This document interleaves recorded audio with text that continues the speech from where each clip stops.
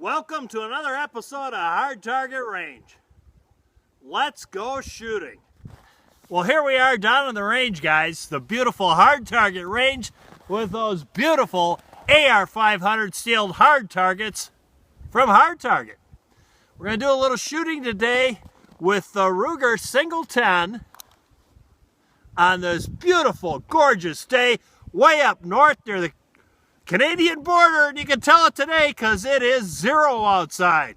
Yeah, at least it doesn't have a negative attached to the figure today. Let's take a few shots at the steel targets and see if we can hit them with this CCI Copper 22 ammo.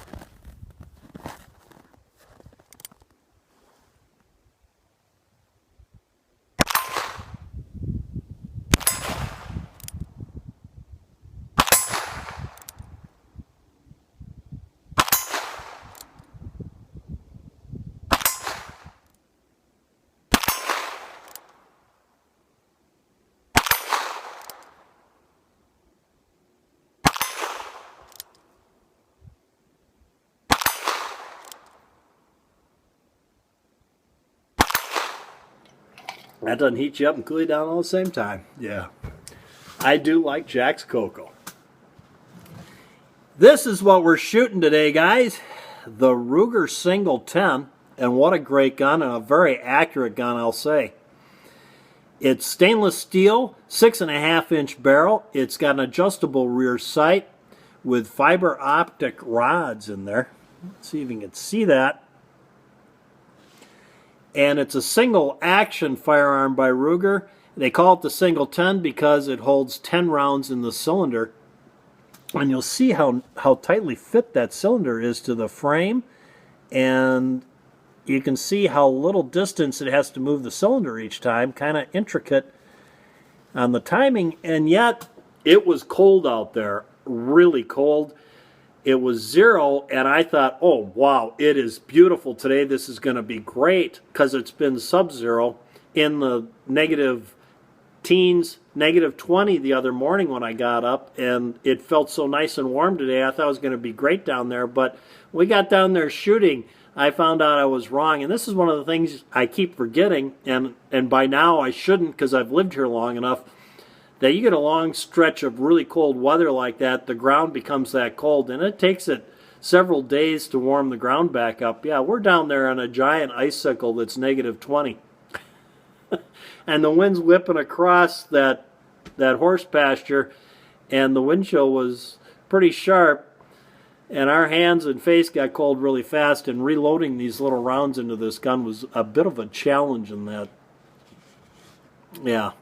So, glad to be back inside where it's warm, but the gun just performed flawlessly, even though it's a little intricate, really, when you think about it.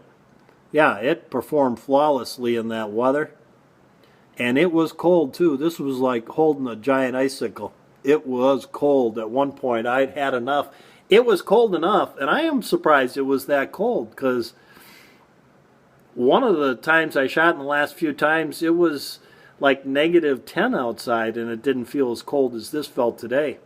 So, flawless performance by the Ruger, not so much by the CCI Copper 22. We had this bad round. Let's take a look at it. That dent right there was from my pliers that I used to pull the round out. It wouldn't chamber into the cylinder. And now I'm not so sure that dent might not have been there, because if you see those markings, that seems to be where it was hung up.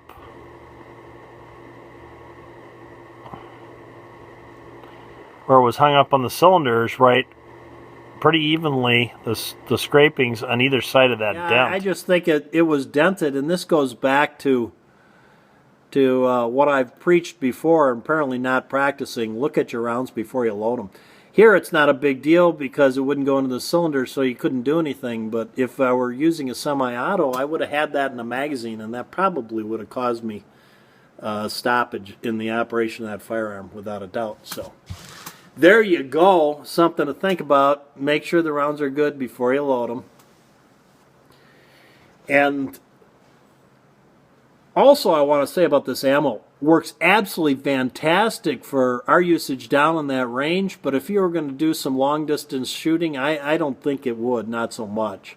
I just got a feeling that it was, pretty much perfect for my usage, but if you were going to do something a little farther, it was going to wander.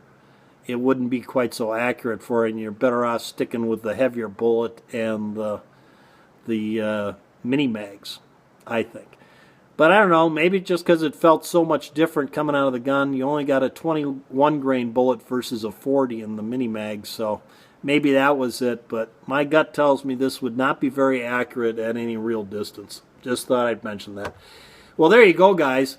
Thanks for tuning in to this week's Hard Target Range. Before I leave you, I'll leave you with a little footage of me shooting this beautiful Ruger Single 10 at those fantastic AR-500 steel hard targets by Hard Target.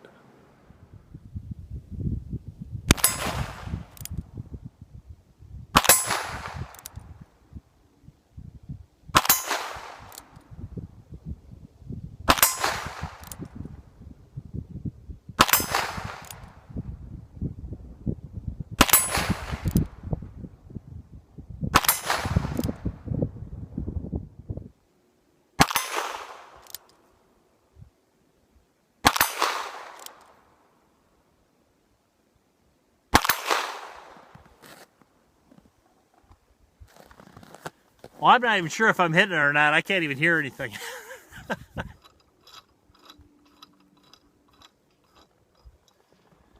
Well, that ends another episode of Hard Target Range. Thanks for tuning in. From Mr. Holster and Jack, go out and stay safe.